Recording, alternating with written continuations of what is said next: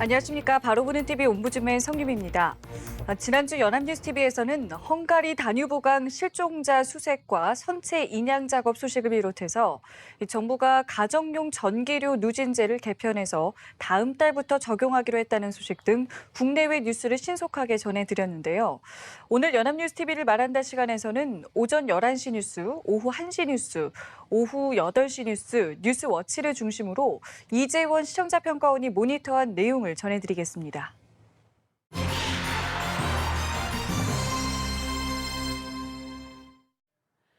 연합뉴스TV는 지난주에 헝가리 다뉴브강의 유람선 침몰과 관련된 소식과 방탄소년단의 영국 공연 현장 등 다양한 소식을 전했습니다. 다뉴브강 유람선 침몰 소식 관련 연합뉴스TV에서는 헝가리 다뉴브강의 취재기자를 급파해 현장 연결 등을 통해 헝가리 정부 당국의 대응 방안과 구조 현황 등을 알 수 있었습니다.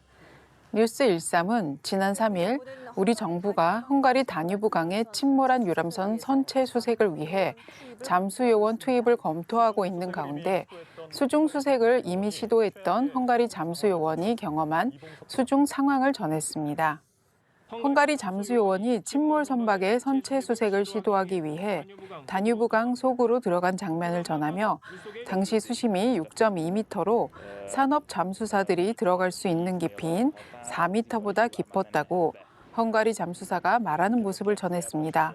결국 잠수사 한 명이 물속으로 힘겹게 내려갔지만 바닥에는 닿지도 못한 채 올라와야 했다며 이에 따라 헝가리 측은 수중 수색 대신 배의 인양을 선호하는 것으로 전해졌다고 보도했습니다.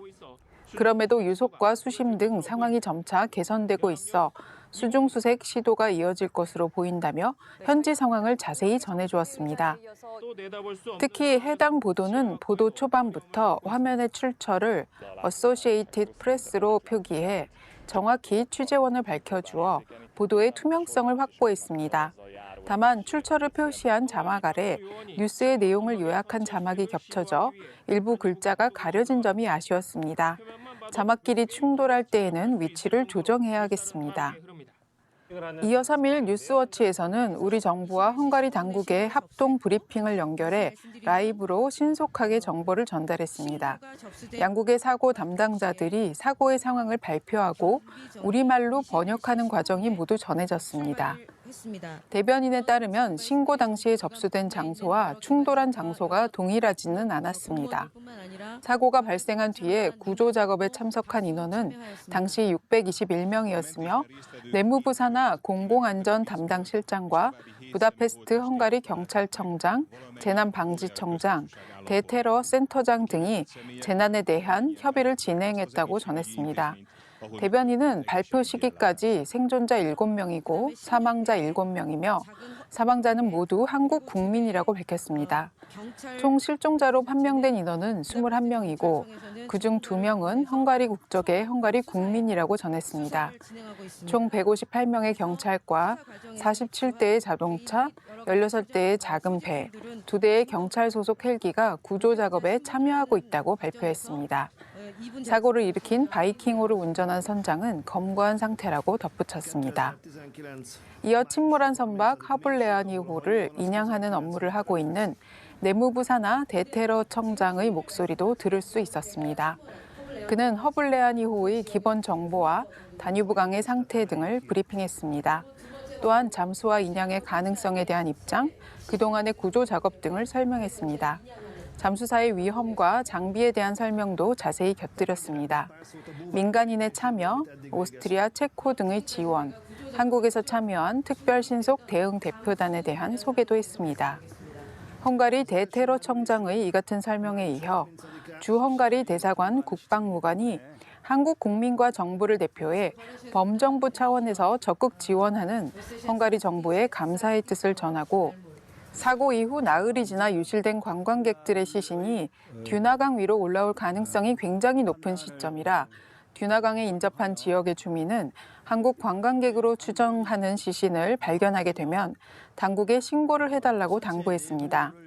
또한 현재의 사고 지역의 여러 가지 어려운 환경과 우리 구조대원의 안전을 고려해서 인양 작업 위주로 이번 작전을 판단하는 헝가리의 판단을 존중하며 한국의 작전 요원들도 선내에 들어가도록 검토해달라고 말했습니다.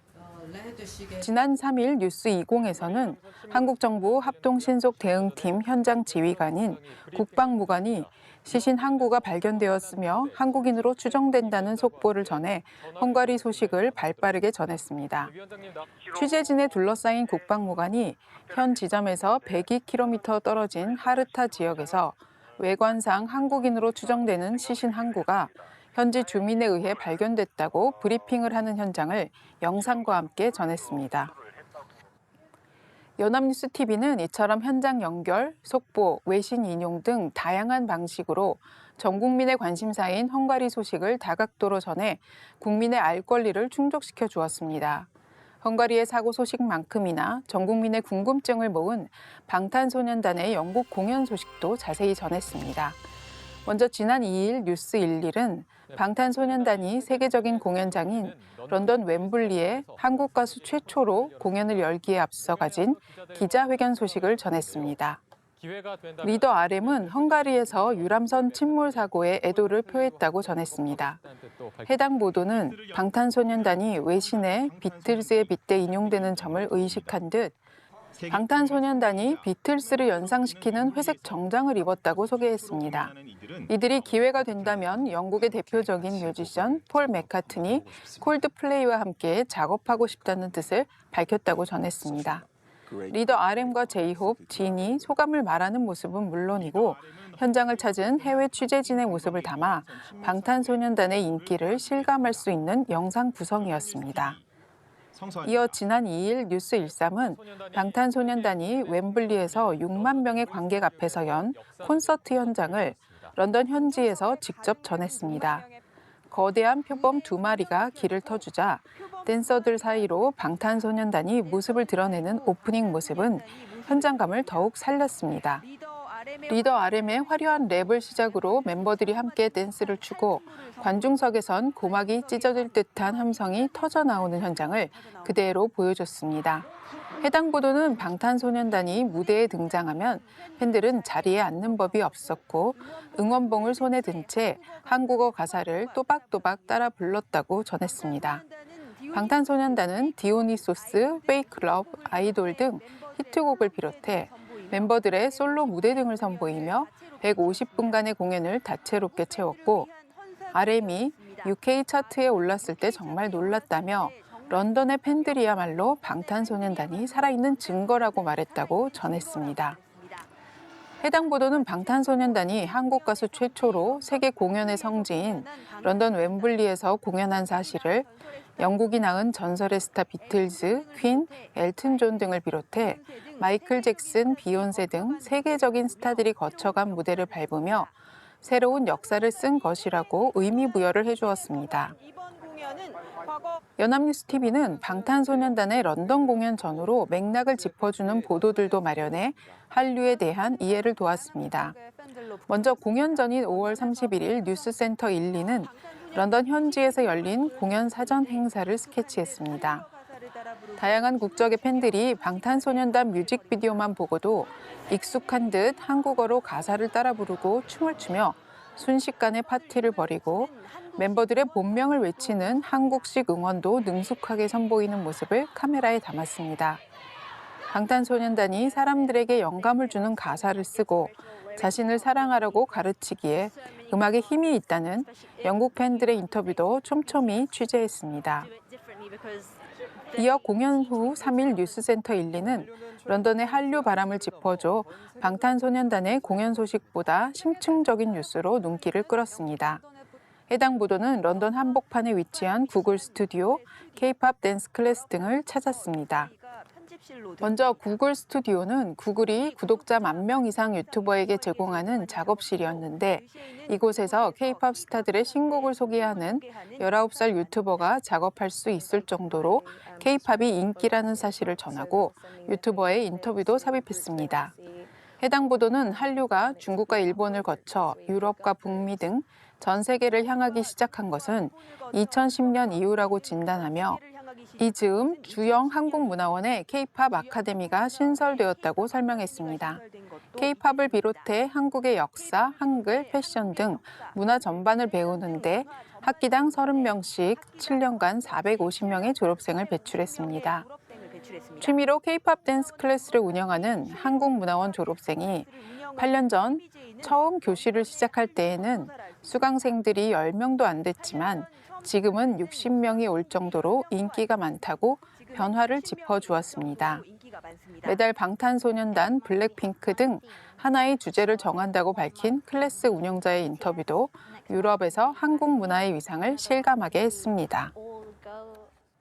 해당 보도는 비틀즈와 엘튼 존을 배출한 영국이 대중문화를 선도한다는 자부심과 함께 새로운 문화에 대한 포용성을 가졌기에 한류도 뿌리 내릴 수 있었다는 점, 한류가 변방이 아닌 대중문화 시장의 중요한 행위자가 되었다는 주 영국 대사관 문화홍보관의 발언 등 영국 내 한류의 인기를 다각도로 분석했습니다.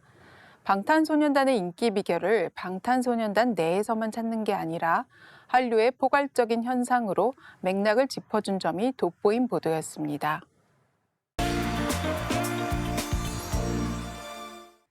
네, 이번 순서는 주말에 방영되는 제작 프로그램을 대학생의 시선으로 분석하고 평가한 내용을 들어보는 캠퍼스 TV 리포트 시간입니다. 이번 주는 경희대학교 호텔경영학과의 홍재선 학생 나와 있습니다. 안녕하세요. 안녕하세요. 자, 지난주에 어떤 프로그램 모니터하셨나요? 네, 저는 지난 2일에 방영된 연합뉴스TV 스페셜을 모니터했습니다. 연합뉴스TV 스페셜은 매주 일요일 오후 7시 20분에 방영되는 프로그램으로 우리 사회의 현상을 다양한 시각과 독특한 시선으로 짚어보고 올바른 대안의 길을 제시하는 연합뉴스TV의 대표 프로그램입니다. 지난 방송에서는 인혁당 재건이 피해자들의 안타까운 현실을 취재했는데요. 그 고통이 지금까지 이어지고 있다는 내용이었습니다. 자세한 모니터 내용 지금부터 전해드리겠습니다.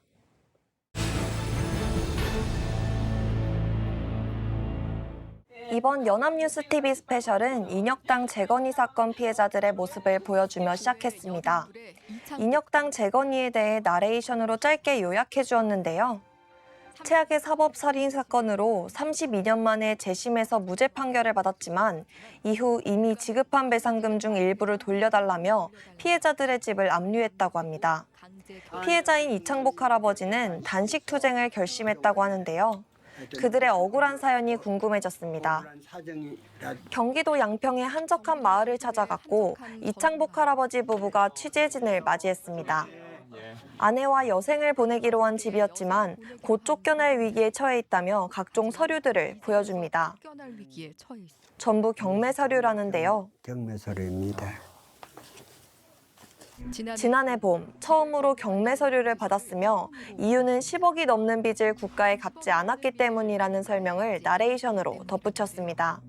어찌된 일인지 2018년 8월로 경매는 중지되어 있었는데 취재 중 때마침 경매 통지서가 날아들었고 법원에서 경매를 다시 시작한다는 통보를 받게 되었습니다. 경매한다는 거예요. 이어서 이창복 할아버지는 40여 년 전 인혁당 재건이 사건에 대해 설명했는데요. 1974년 5월 3일 검은 세단이 집 앞까지 찾아왔고 할아버지를 연행해 남산 중앙정보부로 갔다고 합니다. 가자 그래서 뭔 일이냐고 하니까 가보면 얘기해 준다고 해서 끌려갔던 중앙정보부 남산 대공분실의 모습을 그림과 사진으로 보여주었는데요. 실제 상황이 연상되어 당시 느꼈을 공포감을 생생하게 느낄 수 있었습니다. 그들은 자술서를 쓰라 했고 바라는 답이 나오지 않자 고문이 시작되었다고 합니다. 다음부터는 그냥 힘들고 고문 상황 역시 그림으로 보여주어 끔찍한 상황이 연상되었는데요. 시작하는데 그냥 거꾸로진 거예요. 쳐서 결국 고문 끝에 하자는 대로 써줄 수밖에 없었다고 합니다. 그거 다 써줬죠. 당시 대학가는 유신 체제에 대한 반발이 거세지던 시기였다고 내레이션과 실제 뉴스 자료 화면으로 이해를 도왔습니다. 유신 체제에 대한 반발이 거세지고 있던 시기. 이에 중앙정보부는 인혁당 재건이를 배후 세력으로 지목했으며 북한의 지령을 받은 반국가 단체로 규정했다고 합니다. 조직되고 활동한 반국가단체라고 밝혔습니다. 고문 조작으로 한순간에 간첩으로 내몰린 사건이었는데요. 간첩으로 내몰렸습니다. 1년 후인 1975년 재판부는 8명에게는 사형, 17명에게 징역형을 내렸으며 사형 선고 18시간 만에 기습적으로 8명에 대한 사형을 집행했다고 합니다. 다음 장면에서는 다시 이창복 할아버지 부부의 식사하는 모습을 보여주었습니다. 박인순 할머니는 편안히 앉아서 밥 먹을 수 있는 것도 감사하며 살아야 한다고 말했는데요. 역으로 그동안의 세월이 얼마나 힘들었을지 짐작해 볼 수 있어 보는 이의 마음을 찡하게 만들었습니다. 누명이 벗겨진 것은 2002년 의문사 진상규명위원회가 꾸려졌고 조사 결과 인혁당 재건이 사건은 2008년 모두 무죄 판결을 받았다고 합니다. 사건에 연루된 피해자들은 재심 청구 끝에 모두 무죄 판결을 받았습니다. 다음 장면에서는 다른 가족의 이야기를 들을 수 있었습니다. 또 다른 피해자인 전재권 씨의 딸 전영순 씨가 등장했는데요. 전재권 씨는 무죄 판결을 보지도 못한 채 복역 후유증으로 세상을 떠났다고 합니다. 한두 달 전인데 이게 뭐 안 좋았나 봐요.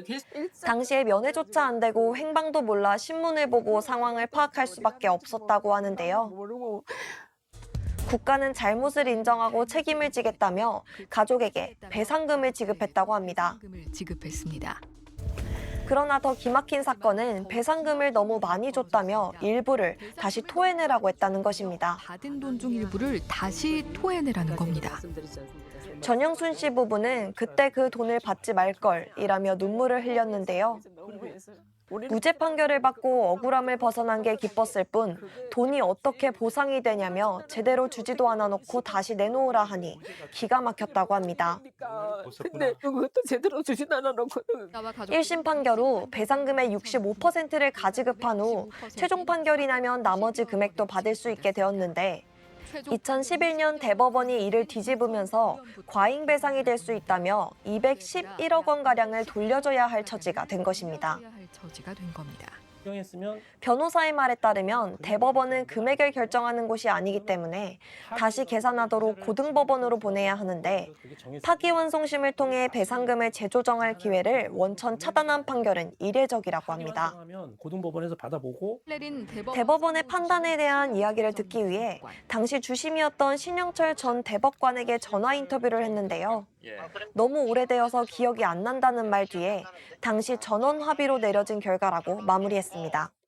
그 취지에 따라서 피해자들의 집이 경매로 넘어가는 상황에 대해서도 아는 바가 없었으며 판결로 인해 많은 피해자들의 삶을 결정하는 대법관으로서 상당히 아쉬운 발언이라는 생각이 들었습니다.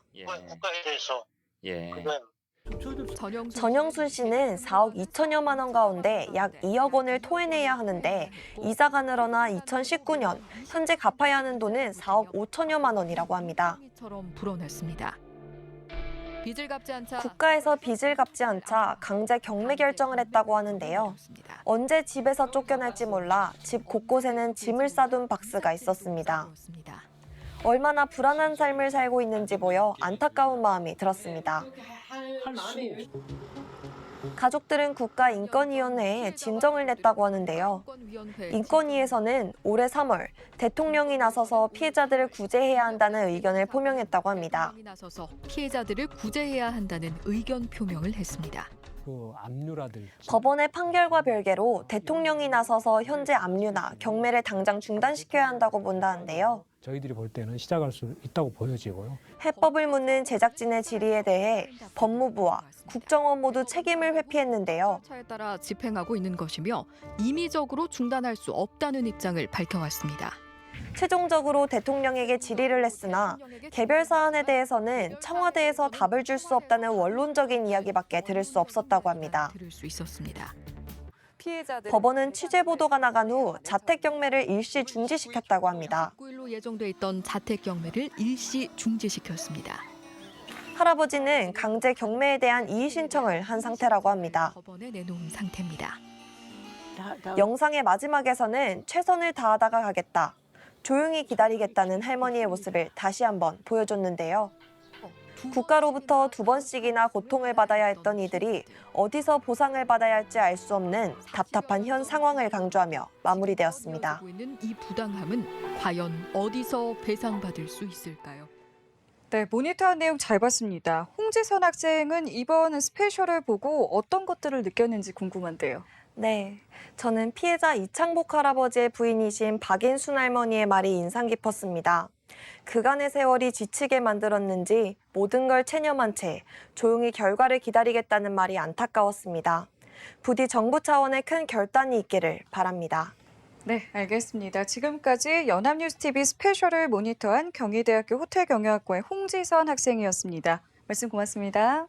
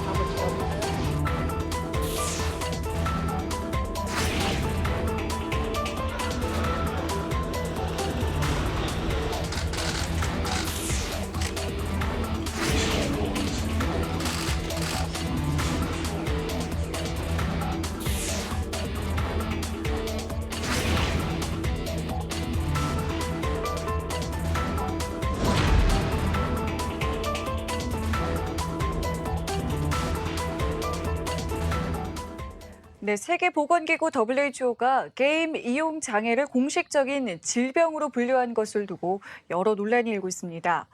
문체부와 보건복지부 등 유관 부처 간에도 이견이 나오고 있는 가운데 게임업계는 게임에 대한 낙인 효과로 관련 산업 전반에 영향을 줄 수 있다고 반대의 목소리를 내고 있는데요. 오늘 TV와 비평 시간에서는 이 게임 중독 질병 분류를 둘러싼 논란에 대해서 우리 언론에서는 지금 어떻게 보도하고 있는지 자세히 알아보도록 하겠습니다. 오늘 명지대학교 디지털미디어학과의 최선규 교수 나오셨습니다. 안녕하세요. 안녕하세요. 자, 먼저 이 WHO가 최종 결정을 한 내용을 좀 정리를 해봐야 될 것 같고요. 여기에 대한 정부 반응부터 좀 살펴볼까요? 네. 질병 코드는 여러 질병을 유사성에 따라 체계적으로 유형화한 코드입니다. WHO는 게임 중독에 질병 코드 6C51을 부여해서 정신행동, 신경발달 장애 영역의 하위 질병으로 분류했습니다. WHO는 게임 중독에 대해서 게임을 통제할 수 있는 능력이 손상돼서 다른 일상생활보다 게임을 중시하며 이로 인해 부정적인 결과가 나타나도 게임을 12개월 이상 지속하면 게임 중독으로 판단하도록 했습니다. WHO는 이번에 결정한 국제질병 코드를 2022년에 회원국에 권고하고 우리나라가 이 질병 코드를 도입하면 2026년부터 적용될 것으로 예상됩니다. 게임 중독을 질병으로 분류한 새로운 국제질병표준분류기준안은 지난 WHO 총회에서 만장일치로 통과됐습니다만 국내에서는 이를 두고 첨예한 논쟁이 벌어지고 있다고 언론은 보도했습니다. 문화관광부와 게임업계는 게임 중독 질병 코드가 생기면 셧다운제를 능가하는 강력한 규제로 이어져서 게임 산업이 큰 타격을 입을 수 있다고 우려했습니다. 반면 보건복지부와 의료계는 게임 중독의 부작용을 효과적으로 치료하고 예방할 수 있는 방법이라고 주장했습니다. 이낙연 국무총리는 지난달 28일 정부 관계 부처들은 게임 중독 질병 코드에 대한 향후 대응을 놓고 조정되지 않은 의견을 말해서 국민과 업계에 불안을 들여서는 안 된다면서 국무조정실이 주도해서 정부 관계 부처와 게임업계, 보건의료계 등이 참여하는 민관협의체를 구성할 것을 주문했습니다. 네. 이번 WHO의 결정에 대해서 게임업계는 좀 적극적으로 좀 반발을 하고 있는 모습인데요. 어떤 이유 때문에 반발을 하고 있었습니까? 네. 게임업계가 나서서 게임 중독 질병 코드와 전면전을 설포한 가장 큰 이유는 게임 산업 전반에 올 타격 때문이라고 세계일보는 지난 6월 1일자로 보도했습니다.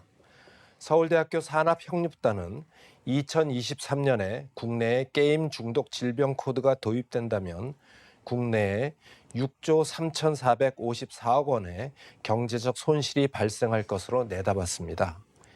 게임이 해롭다는 인식이 퍼지면서 게임 산업 매출과 고용 창출에 영향을 미칠 것이란 것입니다.